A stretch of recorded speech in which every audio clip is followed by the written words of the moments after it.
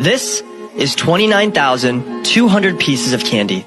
What you see here is one piece of candy for every day that the average person watching this video will live. If you're lucky, you will have more pieces of candy in your pile. Or maybe you'll have less. But on average, this is the time that we have in our lives. This is a single piece of candy. The day of your birth. The happiest day of your parents' lives.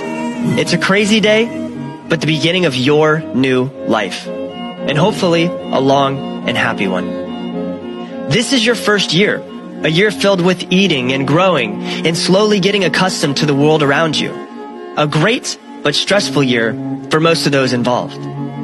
To give you scale, this is your first 18 years or 6,570 days. Years filled with family and learning, growing, crying, maybe even your first heartbreak. The sad thing is that by this time, you have spent 95% of the time that you will with your parents. So cherish the moments that you have left with them.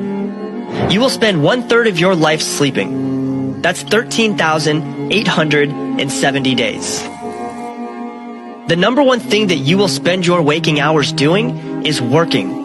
The average person works the equivalent of 4,745 full days, which is why it's so important to do what you love. If you don't love your job, quit it and find one that you do love. Otherwise, you'll spend the majority of your waking hours doing something you hate. You will spend 4,380 days watching TV. Yes, you heard that correctly.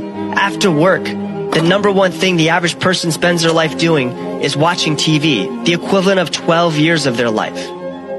We could read more books, spend more time with the ones that we love, or do something that makes us better. If we just stopped watching TV, we could double the amount of time having fun with family and friends.